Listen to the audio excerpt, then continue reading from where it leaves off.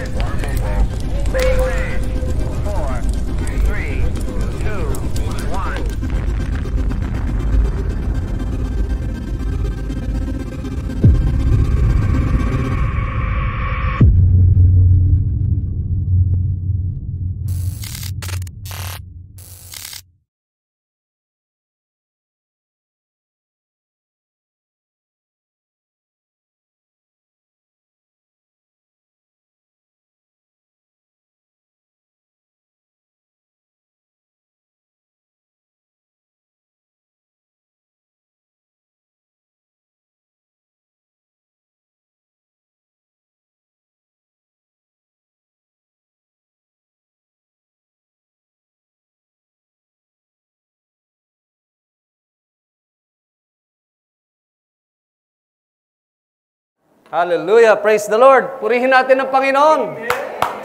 Palakpakan natin ng malakas ang Panginoon. Hallelujah! Praise God! Magandang hapon po sa inyong lahat. Masaya ba tayo na tayo'y andito ulit sa church? Tunay ba? Talagang masaya tayo? Excited? Amen! Excited tayo sa gagawin ng Panginoon? Amen! Tapakin mo yung katabi mo, sabi mo, masaya ako nandito ka. Masaya ako nandito ka. Yan. Di ba? Yan naman ang gusto lagi ng Panginoon sa atin, maging masaya tayo habang tayo nagpupuri. Habang tayo sumasamba sa Panginoon. Kalimutan muna natin yung mga problema, no? Ngiti-ngiti din pag may time, no? At tayo ay nandito sa tahanan ng Diyos. Dapat po masaya tayo dahil masayang-masaya ang Diyos na nakikita ka, kapatid, na nandito ngayon sa kanyang tahanan. Amen! Hallelujah! Before we go to the sermon for this afternoon, gusto ko munang tanungin sa inyo, sino ba sa inyo ang napakasipag at mahilig maglinis ng bahay? Sige nga po, sino dyan? Wala. Yung masipag maglinis ng bahay. Wow, no? Kasi tignan po natin ito. Ano po nakikita ninyo sa picture? Malinis na room. Malinis na bahay. Kapag ganyan ang nakita natin, ano ang pakiramdam? Parang ang sarap matulog. Maaliwalas, nakaka-relax, no? At very inviting. Ang sarap mag-imbita ng bisita, di ba? Pag ganyan kalinis ang bahay mo. Alam niyo po, napag-usapan lang natin yung kalinisan ng bahay, no? Alam niyo po, ang misis ko ay napakahilig maglinis ng bahay, no? Sabi ko nga sa kanya kapag umaga pa lang, hawak niyan, walis na. Wawalisan yung loob. Wawalisan yung buong bahay. Pagkatapos sa loob, lalabas naman, hawak naman, walis ting-ting. Doon naman sa labas maglilinis. Sabi ko nga, adik ka, no? Adik ka sa paglilinis. Minsan, sabi ko, nagsiselos na tuloy ako sa walis mo eh. Kasi puro walis ang hawak mo. At masipag maglinis ng bahay, naalala ko tuloy sabi ng lola ko nung nabubuhay pa siya, kapag daw ang isang tao ay malinis ang bahay, masinop sa bahay, yan daw po ay nagre-reflect sa personality mo. Tama po ba tayo doon? No? Pagka nakita mo daw ang bahay ng isang tao, napakalinis, it will reflect to your personality. Paano po kung halimbawa, ganyan kalinis ang bahay mo, umalis ka, may mga naiwan ka doon, at pagbalik mo ay ganito na ang itsura. No? Shocking! Tapos may invite ka pang kaibigan, may bisita ka pa. Ang lakas ng loob mo mag-invite kasi sabi mo, pagmamalaki ko yung bahay namin. Pagbukas ng pinto, bulaga! No? Nakakahiya, di ba? So, ano gagawin mo pag ganyan kagulo ang bahay mo, dadatnan? Siyempre, lilinisin mo. Di ba? Hindi mo naman papabayaan ganyan lang. Bakit ba natin napapag-usapan yan? Kung paano po tayo naglilinis ng ating mga bahay, hindi lang bahay, no? Let's say workplace, no? Sa trabaho. Siyempre, gusto natin yung workplace natin malinis, di ba? Yung ating opisina, ay gusto natin maliwalas. At alam nyo po, hindi lang yan, kung paano tayo maglinis ng tahanan, ay gusto din natin ganun din kalinis yung ating mga spiritual life. Amen? Dahil tayo, magmula nung maging born again, natanggap natin si Jesus Christ sa ating buhay bilang ating Panginoon at tagapagligtas, mula sa ating mga kasalanan, tayo ay nilinis na ni Lord. Amen? Tinanggal niya na yung mga basura sa buhay natin, tayo ay binago na. Tayo ay nilinis ng Panginoon. At paano kung yung paglilinis natin ng Panginoon sa atin, we worship God na tayo ay nilinis na, paano kung sa ating mga sarili, tayo mismo ang gumawa para marumihan, no? Madungisan ang ating spiritual life. Kapag tayo ay sumasamba sa Panginoon, siyempre we should have a purified heart. Tulad natin ngayon, nandito tayo sa simbahan. Siyempre, dapat kapag nandito ka, pure ang heart natin. Amen? Dapat wala po tayong mga bahid ng kahit na anumang hindrance para po tayo malayang makapagsamba sa Diyos. Para tayo ay haharap sa Diyos ng malinis po ang ating mga puso. Kaya po, ang title po ng sermon natin for today is The Cleansing. The Cleansing. Subtitle po is Making Room for True Worship. Ang subject po natin ay manggagaling sa John 2, chapter 2, verse 13 to 17. Basahin po natin ang Word of God. When it was almost time for the Jewish Passover, Jesus went up to Jerusalem in the temple courts. He found people selling cattle, sheep, doves, and others sitting at the tables exchanging money. Bigyan ko lang kayo ng konting brief introduction dito sa kwentong ito. During that time, Meron pong tinatawag ang Jewish o ang mga Hudyo na Passover. Ito po ay feast, no? Na ginagawa nila dito sa bayan ng Jerusalem, sa templo, kung saan po maraming taong dumadayo, mga pilgrims, no? Mga mananambahan at gustong mag-alay sa Diyos. Maghandog sa Panginoon. Sa malaking celebration na to, marami ang nanggagaling pa sa malalayong lugar. Dumadayo pa sila dito upang sumamba, upang mag-worship, at upang magpalinis sa Panginoon. And they believe, they have this tradition na para maging malinis sila sa kanilang mga kasalanan, they will offer something like animals, no?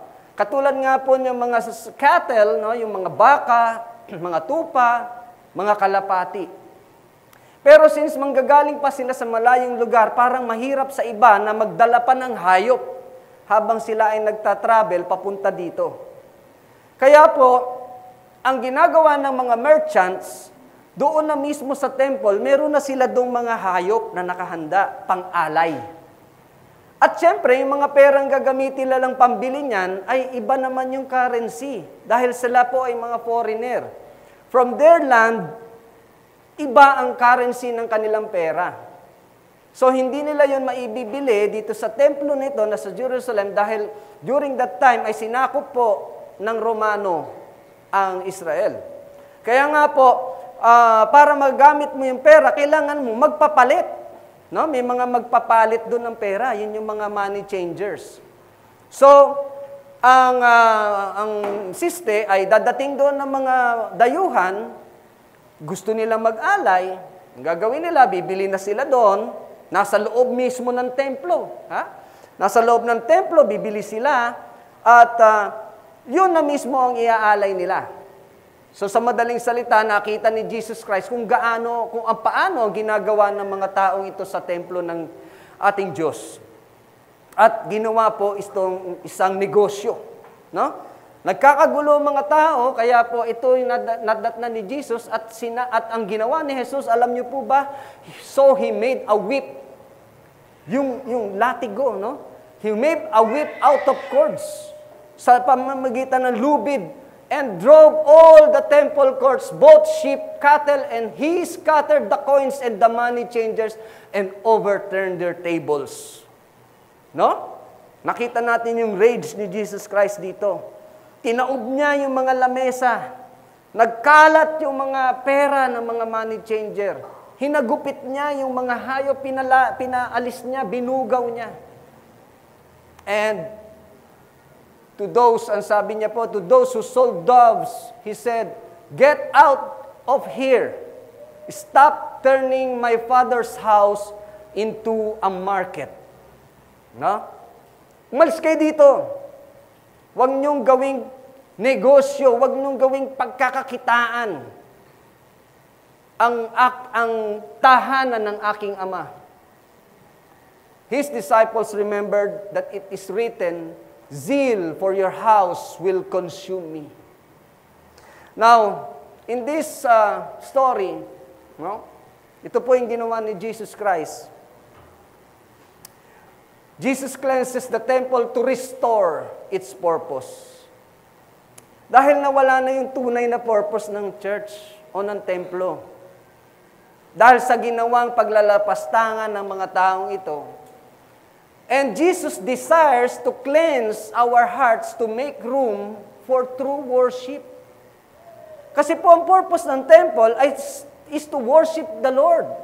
Is to worship God. Walang iba. No? Tayo po ba sa templong ito ng Panginoon, sa church na ito ng Panginoon, ano po ba ang purpose natin? Bakit tayo nandito?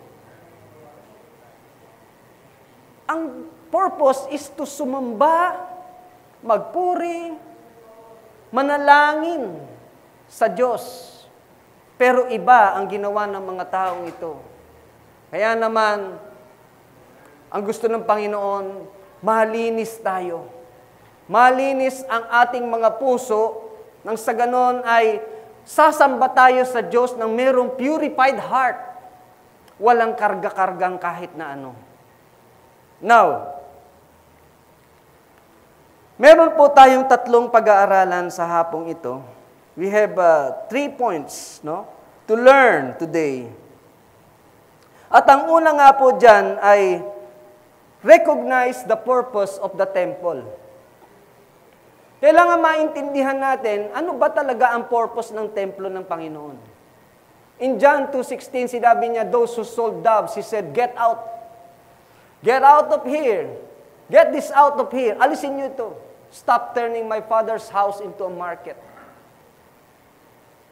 Sa Luke 19:46, sabi po niya, he said to them, the scriptures declares, my temple will be a house of prayer, but you have turned it into a den of thieves.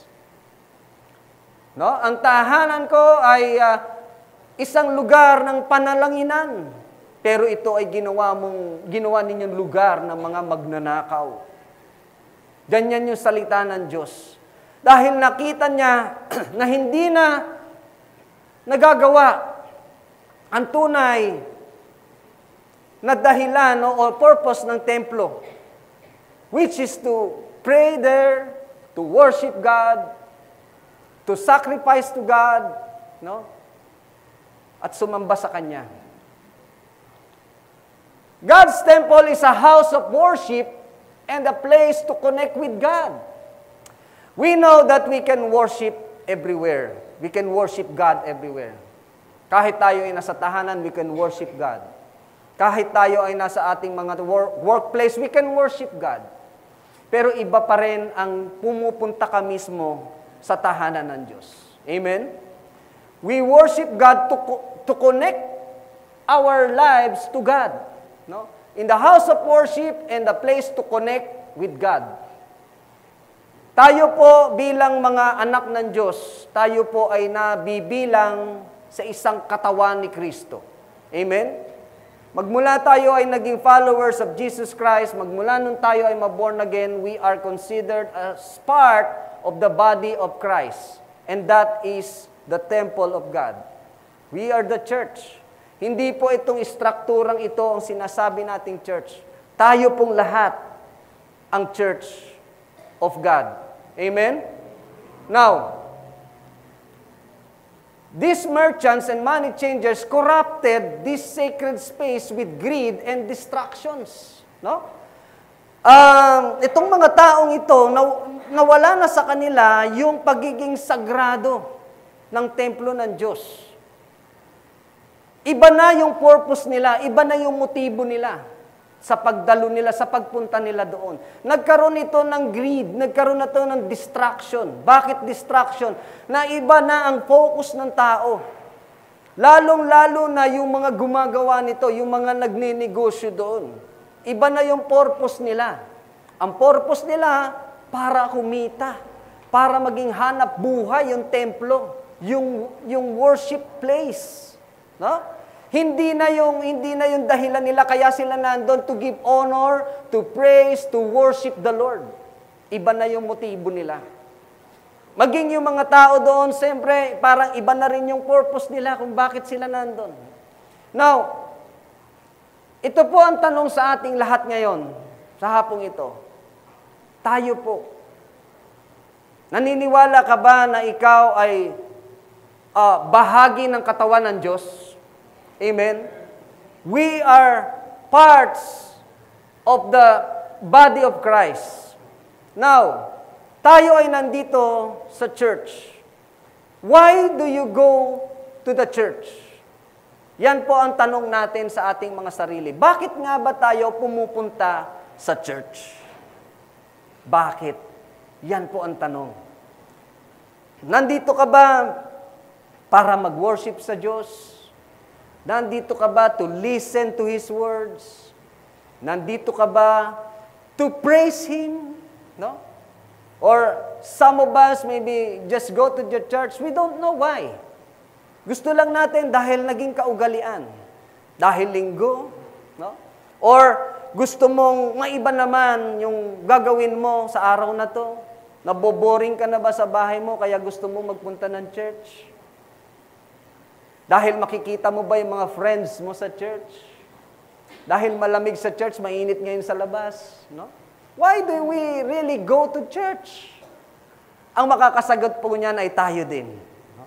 Siyasatin po natin ang ating mga puso. Bakit nga ba ako pupunta ng church? Alam nyo, sino dito ang pagdating ng Sabado ng gabi, excited ka dahil bukas pupunta ka sa church? Amen? Excited. Noong panahon nung ako ay hindi pa Kristiyano, pag linggo, excited din ako, pero hindi ako excited dahil pupunta ako sa church. Excited ako kasi weekend. Excited ako kasi meron kaming lakad, meron kaming pasyal. Pagdating lang linggo. Excited ako kasi makakasama ko yung family, magbabanding kami, manonood kami ng movie marathon, buong maghapon. Magluluto si misis ng masarap na pagkain, kakain kami buong maghapon. No? Kapag merong may birthday doon sa kapitbahay, pupunta ako dahil merong inuman, may videoke. No? Ganon ang naiisip ng mga nasa mundo pa tayo. Iba yung Sunday. No? Iba yung excitement pag Sunday. Pero this time, tayo yung mga Kristiyano na iba na yung excitement natin. Amen? Pag Sunday, pupunta kasi ako sa church bukas. Wow, di ba? Ano kaya na naman ang sasabihin ni Lord? Alam niyo po, this message, no? At 2 weeks ago, talaga namang nag-reveal si Lord. At ito yung pinasasabi ni Lord sa akin na sabihin sa church. Yung mensaheng ito ay galing sa Kanya. At even hanggang kagabi, hindi lang siguro excitement, I believe that God is speaking to me through His Holy Spirit. Hindi po ako nakatulog. Honestly, hindi po ako nakatulog. Siguro nakaidlip ako mga 2 hours. Dahil God is feeding this word, this message to my mind and to my heart na ito yung isasabihin mo bukas sa church. And yun po, ano ba ang dahilan, bakit talaga tayo pumupunta sa church? And another question is, what do you do in the church? Anong ginagawa natin sa church? Nakaupo kayo ngayon dyan, you're listening, no? To the word. Bago magsimula ang service, we sing songs of praises and worship. Aside from that, what do you do in the church? Sadly, no, yung iba ay iba po yung ginagawa sa church. No? Katulad po ng mga nakita natin sa story na iba na yung purpose nila sa church. Maybe some people go to church dahil meron siyang ibang motive. Pwedeng doon yung place para ako ay kumita, para ako ay magnegosyo. Maybe doon yung place para ma-meet ko yung aking crush. No? Maybe, kaya ka na sa church ay meron kang gustong marinig na balita coming from your churchmates na outside ang dahilan, hindi patungkol sa Diyos. Doon kami magchichikahan, doon kami magmarmarites. No? So what do you do in the church? And isa pa, question sa atin, how do you feel when you're in the church? Yan po ang tanong sa atin ngayon. Ano ngayon ang pakiramdam natin kapag tayo ay nasa church? Nararamdaman ba natin yung Holy Spirit na nasa atin? Amen? How do we feel when we go to the church?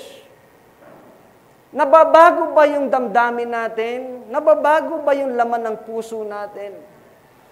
Yung iba, maybe, may mga problema, may mga worries, habang ikaw ay wala pa sa church. Marami kang alalahanin, marami kang bigat pagdating mo sa church.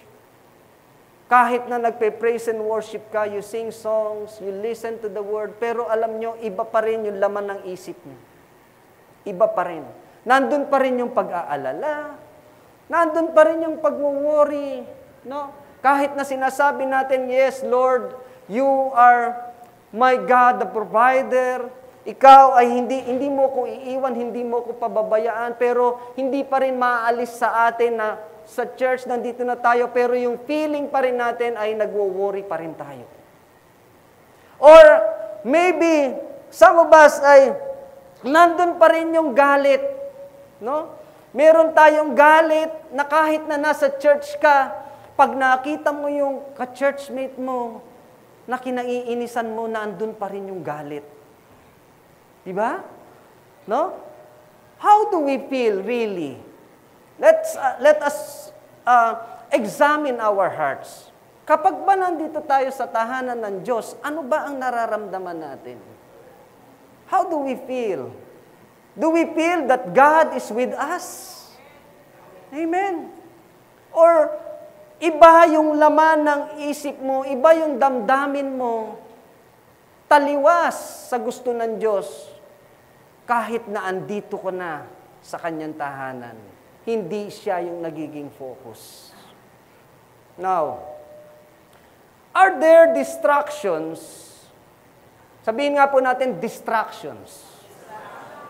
Are there distractions, worldly pursuits, or misplaced priorities that are crowding out your time for worship and connection with God? Meron bang mga distraction? Kapag nandito ba tayo sa church, iba yung nakikita natin na didistract tayo. Hindi na natin masunod o magawa yung tunay na purpose ng pag-worship sa Panginoon. Because of people surrounding you. Because of things that you see around. No? Ganun po ba? Misplaced priorities. Hindi na si Lord yung priority mo kahit nandito ka sa church. Nababawasan na yung tunay na pag-worship mo. You know, when we worship the Lord, we are connecting with God. Habang tayo ay nagwo-worship sa Diyos, tayo ay kumukonekta sa Panginoon. Gusto ba nating kumonekta sa Lord? Amen? We don't want to be apart from God. We want to be connected with God. Kaya po tayo sumasamba sa Panginoon. Number 2, Jesus zealously guards what belongs to God. Ano ba yung zealously na yan? Pastor, masyado namang malalim, no? Ibig sabihin po pala niyan, masigasig. Si Jesus ay masigasig na binabantayan what belongs to God. And what belongs to God is His church. Kaya nga po ang tawag po ang pangalan po ng church natin, Church of God. Amen? Hindi po ito Church of Pastor Dan. Hindi po ito Church of Pastor Derek. Hindi po ito Church of Pastora Jana. Hindi po ito Church of Pastora Tess. This is the Church of God. Hindi po ito kahit kanino, kung hindi ito ay sa Diyos. At ito po ang binabantayan ni Kristo. And the church, katulad po ng nabanggit ko kanina, and the church is us. Tayo po yan. Tayo ang tinitignan ni Jesus. Tayo ang binabantayan ni Jesus.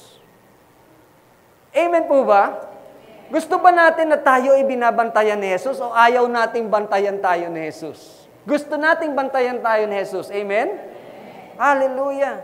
No? Masigasig si Lord na tinitignan tayo as His church, as His body. In John 2:16, so He made a whip out of cords and drove all the temple courts, both sheep and cattle. He scattered the coins of the money changers and overturned their tables. Grabe si Lord, no? Binabantayan niya talaga ang church. Binabantayan niya ang templo ng Diyos.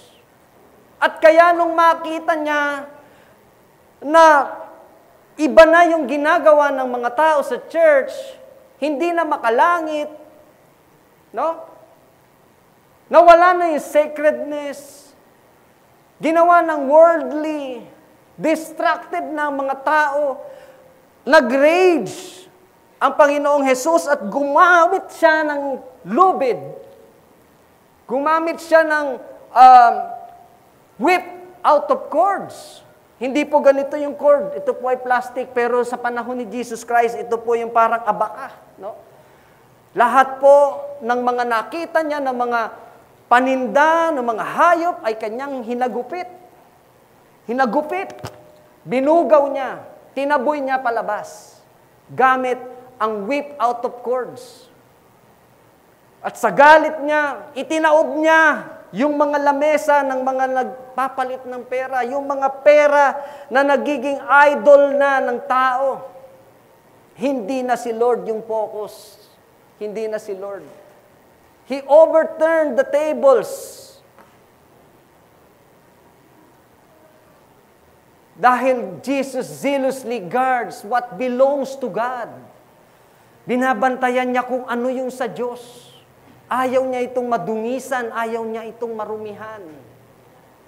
Nawala na kasi yung holiness sa ginawa ng mga taong ito. Jesus' righteousness anger, o righteous anger, yung kanyang galit ay banal na galit. No? Not out of hatred, hindi po ito puot. No? But out of a deep love for God's holiness. Meron kasi siyang pagmamahal. Mahal niya ang church, mahal niya ang Diyos. Mahal niya ang simbahan. Mahal niya ang tao. Ayaw niyang madungisan ang mga puso natin ng kasalanan at karumihan. He wants our hearts to be purified as we do worship God. As we go to the holy place, which is His church. Jesus is passionate about restoring what is sacred. No? Restoring, ibig sabihin po, binubuo niyang muli yung nasira sa atin. Binubuo niyang muli yung nasirang relationship natin sa Panginoon. Kaya kung tayo man ay sinabi natin, ako ay na kay Kristo na, tapos we keep on sinning, we keep on going out sa relationship natin sa Panginoon, God wants us to be restored. Dahil nung tayo ay ginawang born again ng Panginoon, tayo ay sinagrado niya. Tayo ay pinabanal niya. At ang gusto ng Panginoon, tayo ay lumalakad sa ating buhay nang siya ang kasama. At kapag tayo ay lumilihis, nasisira po yung relationship natin sa Panginoon. Remember, what separated man to God is sin. At si Jesus ang dahilan upang tayo'y maging reunited sa Panginoon. Upang tayo'y muling buuin ang relasyon natin sa Diyos. He is very passionate for us to be restored in sacredness. Now, sa nakita nating karakter ni Jesus, makikita natin, tunay pala na Jesus is the lion and the lamb. Alam niyo ba yung kanta ni Chris Tomlin? The lion and the lamb. Di ba? The lion and the lamb. How great is our God. No? Jesus is also a lion and He is a lamb. Si Jesus Christ as a lamb, siya yung living sacrifice, siya yung tupa na nag-alay ng dugo, ng buhay para sa kaligtasan nating mga makasalanan. No? Ang karakter ni Jesus bilang lamb, he is humble. Alam natin na si Jesus Christ ay namuhay ng katulad ng mga simple at ordinaryong tao. Lamb possesses humility, compassion, and selflessness. Yan ang isang characteristics ng lamb, ng isang tupa. Kung tayo ay lumalakad in Christness, no? Christ-like living, tayo pala ay lamb din dapat. Dahil ginagaya natin si Jesus at yun ang gusto niya. We should be like lambs, no? Meron tayong humility, meron tayong compassion, at tayo ay selfless. No? Hindi tayo selfish. But, katulad po ni Jesus, He is also a lion. No? Sa nakita natin kanina, sa narinig nating kwento, naging lion naman this time si Jesus Christ. Patapang, no? Lion's characteristics includes courage, righteousness, and leadership. Dapat pala ang mga Kristiyano na katulad natin, no, followers of Jesus Christ, we are not only lambs. We are not always lambs. No? Dapat din tayo ay lion din. No? Ibig sabihin, hindi tayo pumapayag, hindi tayo nagtotolerate ng mga bagay na hindi na nakakabuti para sa simbahan ng Diyos. Amen? Hindi tayo tumitiklop na lang. Hindi tayo nagiging palagi na lang maamong tupa. Sometimes kapag meron na tayong nakikitang hindi tama sa church, what are we going to do? As a lion, no? To protect the church, ingatan ng church para hindi ito madumisan. Alam niyo po, kasi pag lagi kang lamb, ikaw ay kakainin ng buong buo. Di ba ang lamb yan ay kinakain, di ba? So, kakainin ka. Pero kung ikaw ay isa ding leon, no? Hindi ka kayang tinagin. Dahil ang Diyos ang nagbibigay sa iyo ng power, ang Diyos ang nagbibigay ng strength sa iyo. Amen? Hallelujah. Now, ito po ang tanong sa atin. Do you really love your church? Amen? Talaga bang mahal mo ang simbahan? Talaga bang mahal mo ang iglesia ng Diyos? Pag sinabi nating amen, ito po ang magiging kasunod na tanong. What do you do when you see wrongdoings in your church?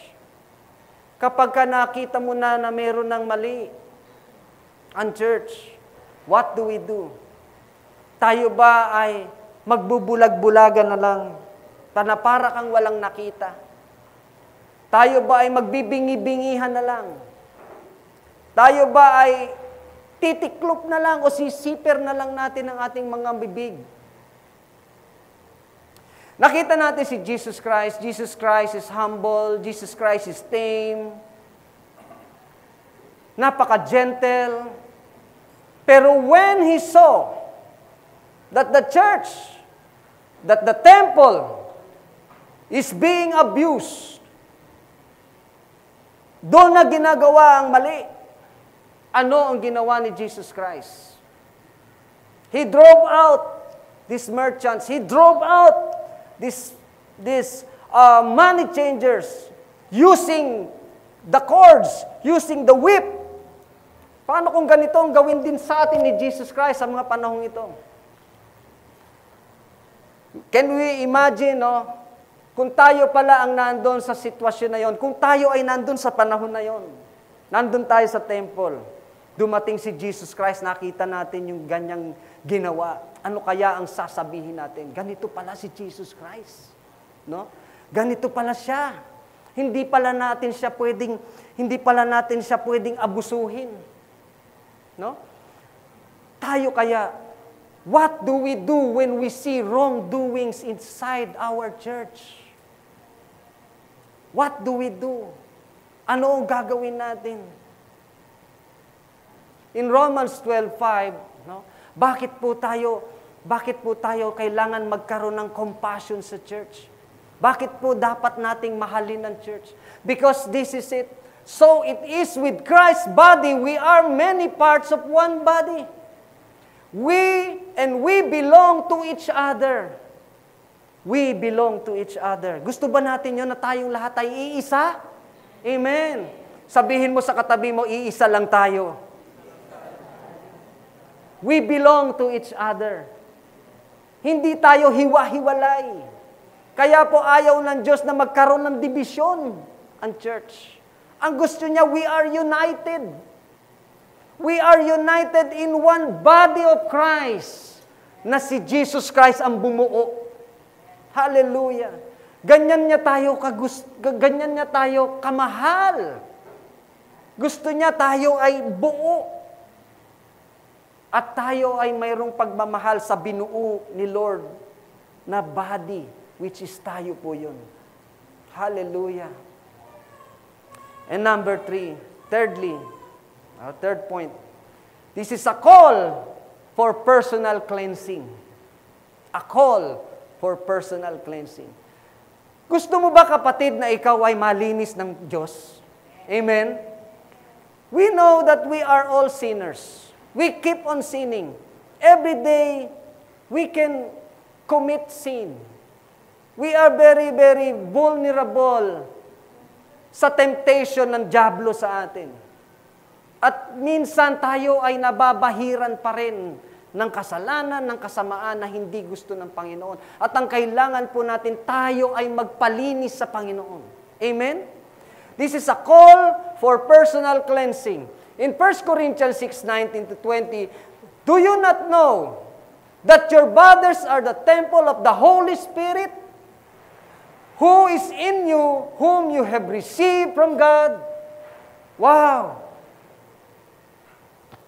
Tapikin mo yung katawan mo. Yang katawan mong yan ay templo ng Diyos. Amen? Yang katawan mong yan ay templo at bahay ng banal na Espiritu ng Diyos. You are not your own. You are not your own. Yang mga katawan natin, yang ating buhay na yan, hindi na tayo ang nagmamay-ari niyan. Magmula nung isinuko natin ang buhay natin sa Diyos. Ang nagmamay-ari na sa atin ay ang may likha sa atin, ang Diyos. Amen? Now, sige po, palakpakan natin ang Panginoon. Hallelujah! You are not your own. You were bought at a price. Bakit?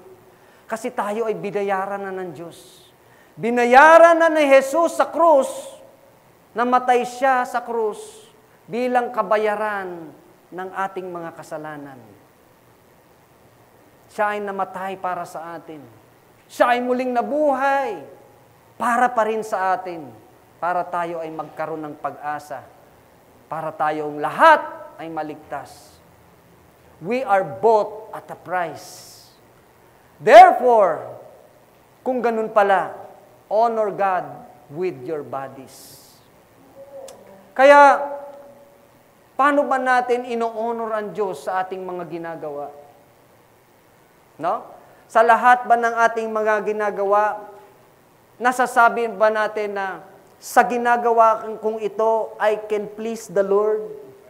Nalulugod ba ang Diyos sa ating mga ginagawa?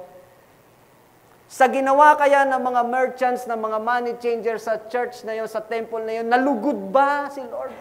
O hindi nalugod si Lord? O nadurog ba ang puso ng Panginoon sa ginawa nila?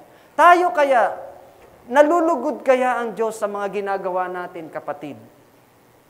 Sa bawat ginagawa ba natin, nabibigyan ba natin ng glory and honor ang Diyos? Sa ating mga pagtatrabaho, sa ating mga ginagawa sa bahay, sa ating ginagawa sa church, nalulugod kaya ang Panginoon? Therefore, honor God with our bodies. No? Paano natin minamahal ang templo ng Espiritu Santo sa ating katawan? And how do you honor God? Paano ba natin binibigyan ng karangalan ang Panginoon? How humble are you to accept your faults and accept constructive corrections? Alam niyo po, tayo ay meron ding mga nagagawang pagkakamali. Meron din tayong mga pagkukulang. Meron tayong mga mistakes. Meron tayong mga palpak. At kapag tayo ba ay tinuruan ng ating mga leaders, napayuhan tayo ng elders o ng mga kapatiran natin, na alam naman natin na may concern sila, o ng pastor, how humble are you to accept your faults? No?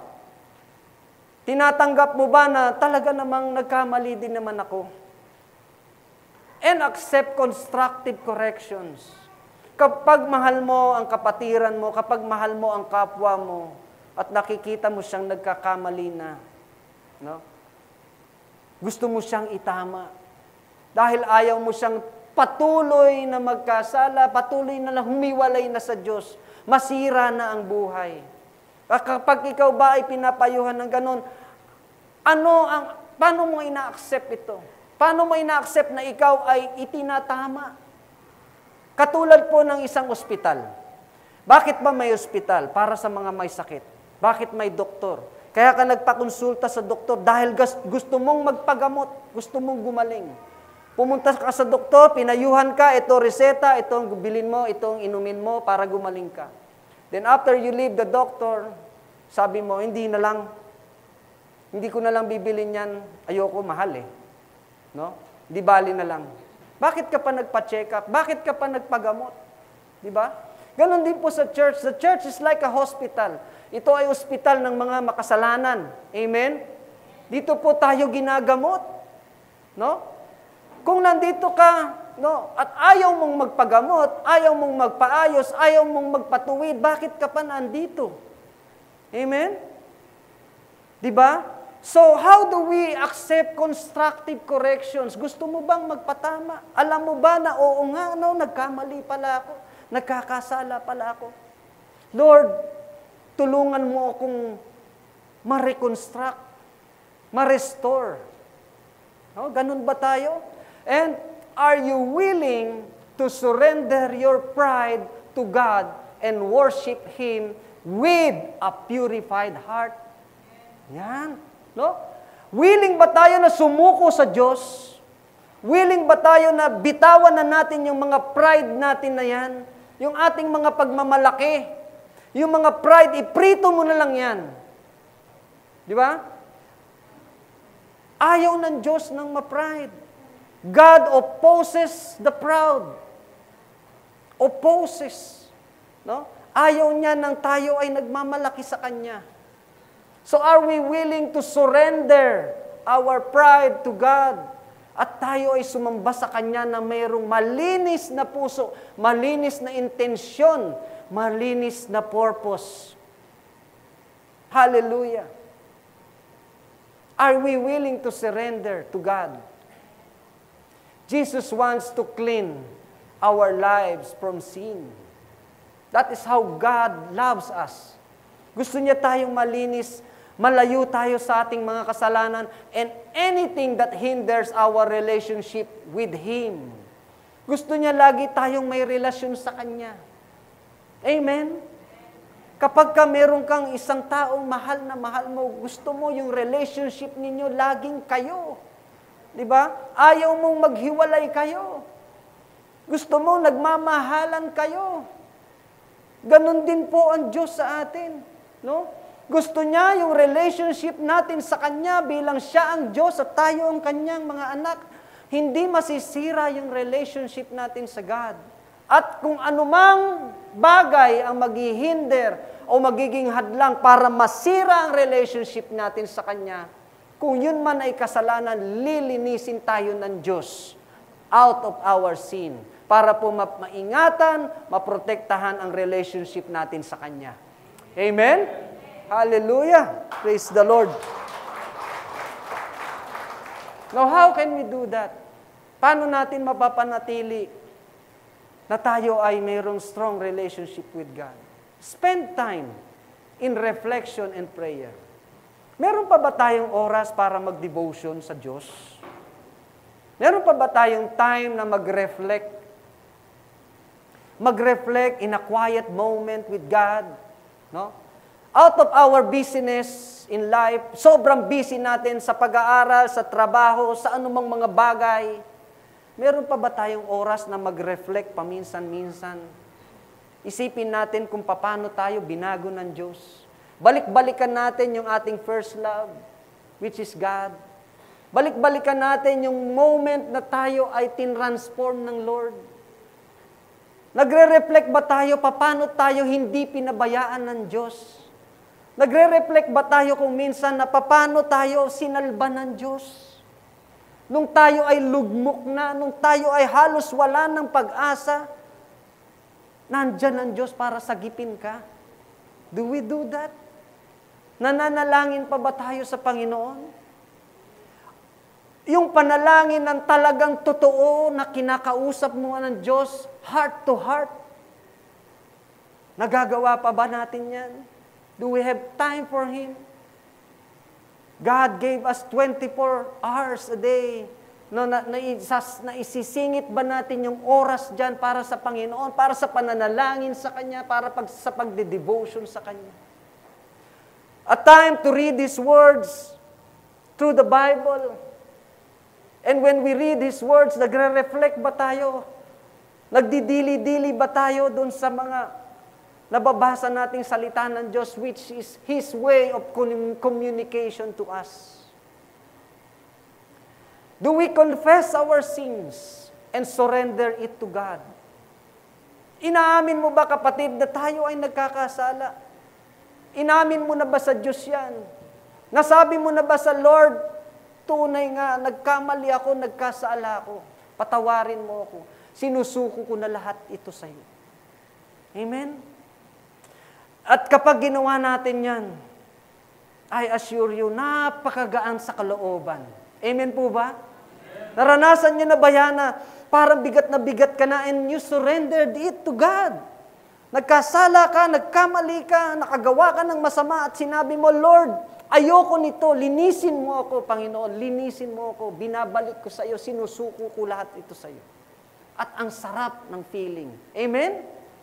Hallelujah. Nakaka-refresh. In 1 John, chapter 1, verse 9, it says here, "But if we confess our sins to Him, He is faithful and just to forgive us our sins and to cleanse us from all wickedness." Sa Tagalog po, subalit kung ipinahayag natin sa Diyos ang ating mga kasalanan, maaasahan nating patatawarin tayo ng Diyos sa mga ito at sabay-sabay po nating sabihin, lilinisin tayo. Lilinisin tayo sa lahat ng ating kasalanan sapagkat siya'y tapat at matuwid. Hallelujah! Praise the Lord! Hallelujah! Lilinisin tayo ni Lord. Grabe, no? Kung ayaw nating madumi ang bahay natin dahil tayo ay gusto nating malinis siya, gusto nating maaliwalas, no? At kapag ka narurumihan, gusto natin ulit linisin. Pag nadumihan, lilinisin ulit natin. Ganon din ang Diyos sa ating mga buhay. Bilang tayo ay mga Kristiyano na. Minsan niya na tayong hinugasan ng kanyang dugo na banal. Pinalinis na tayo ng most precious blood of Jesus Christ. Kapag tayo ay nagkakasala, muli tayo nadudumihan, lililinis ulit tayo ng Panginoon. Ang gusto lang niya, ipahayag natin sa Kanya ang ating mga kasalanan at patatawarin ka, kapatid ng Diyos. Lilinisin ka niya, sapagkat siya ay laging tapat. Ang Diyos ay matuwid. Amen. Hindi natin kayang linisin ang ating mga sarili sa ating mga kasalanan. It is by God's grace kung bakit po tayo ay naliligtas. Amen? Dahil lang po yan sa habag ng ating Diyos. Kaya po, none of us can boast. Wala pong makapagmamalaki sa atin sa Panginoon. Dahil siya lamang ang pwedeng bumago sa atin. Amen? Kahit na ang kapwa mo, ayaw na ayaw mo sa kanya, gusto mo siyang, pilit mo siyang baguhin, hindi mo siya kayang baguhin kung hindi po ang Diyos lamang ang kayang bumago sa kanya. Amen? Hallelujah.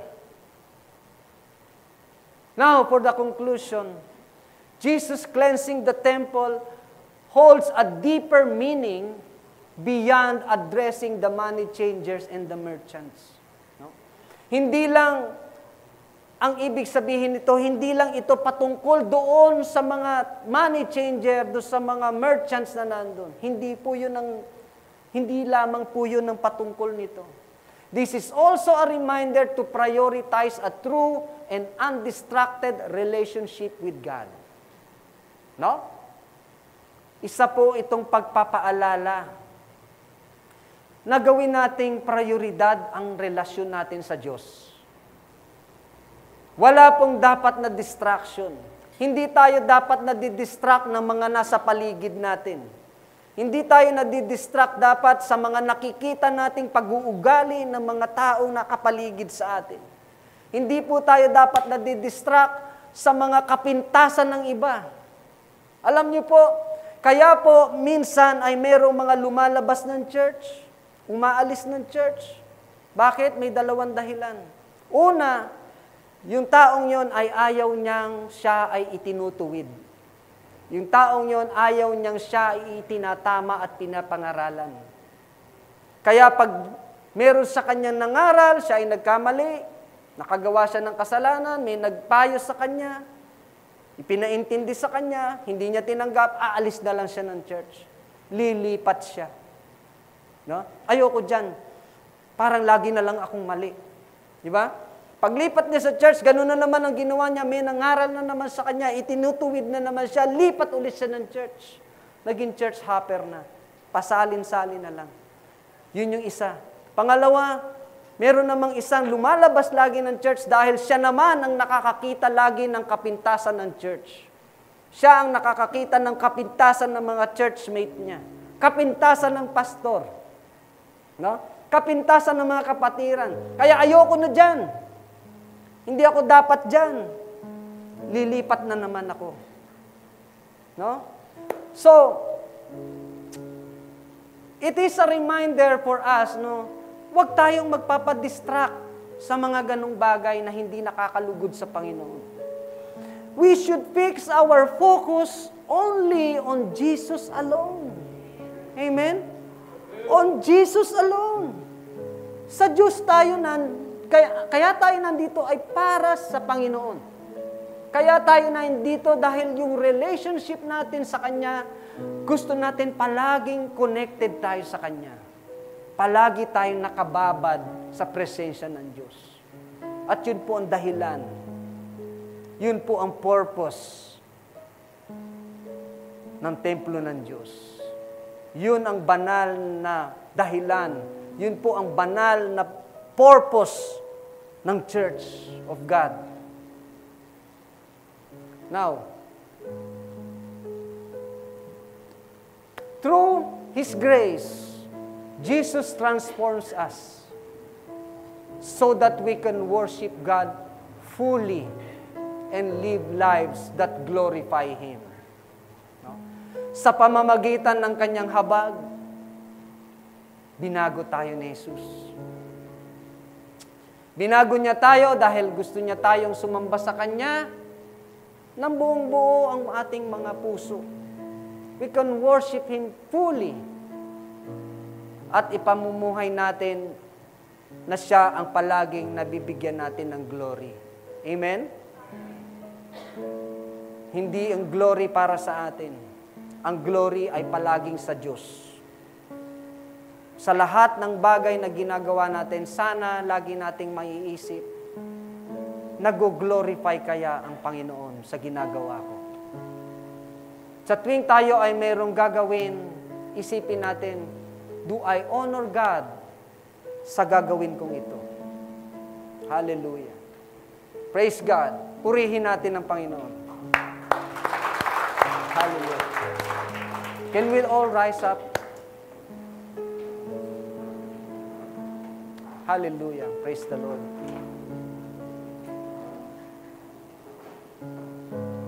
Sa hapong ito, naniniwala ako na nangusap na naman ng Panginoon sa atin through His mighty words, through His holy words. Ang bawat mensaheng narinig natin ngayon ay galing sa Kanya at para sa ating lahat. Kung nais natin na tayo ay sumamba sa Diyos bilang mga tunay na mga Kristiyano, kung nais nating mag-alay sa Kanya ng pagsamba at pagpupuri, siyasatin po natin mga kapatid ang ating mga puso. Baka mayroon pang hindrance dyan. Baka may bahid pa yan ng galit. Baka may bahid pa yan ng pag-aalinlangan. Baka may bahid pa yan ng pag-aalala. Hindi pagtitiwala sa Diyos ng buo. Siyasatin natin ngayon. Take this chance to examine our hearts. Meron ka pa bang kasalanan na hindi mo pa naihihingi ng tawad sa Diyos o sa tao na iyong pinagkasalaan? O meron ka pa bang hindi mapatawad? At nabibigatan pa rin ang iyong puso kahit na sabihin mong ikaw ay sumasamba sa Diyos. Tandaan natin, kapatid, hindi ka lugod-lugod sa Panginoon kung hindi purified ang ating puso.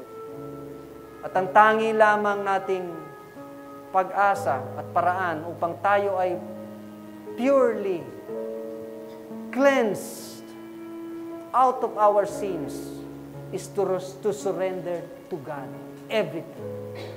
Sumuko tayo sa Diyos. Magpalinis tayo sa Panginoon. Sabihin natin sa Panginoon, Panginoon, linisin mo ako. Linisin mo ako, Panginoon. Ikaw lamang ang makakapaglinis sa akin. Hallelujah. At habang tayo ay umaawit ng awiting ito, namnamin natin ang mga lyrics ng kantang ito. Ariin natin ang bawat sinasabi sa awit nito ay nanggagaling sa ating mga puso. Habang tayo ay sumusuko sa Diyos. We can go to the altar, and I encourage you to go and come to the altar of God and surrender your life to God. Surrender everything to God. Remember, this life is not our own. This life is God's. Ang buhay nating ito, ang nagmamay-ari ay ang Diyos. Siya lamang ang kayang bumago sa ating lahat.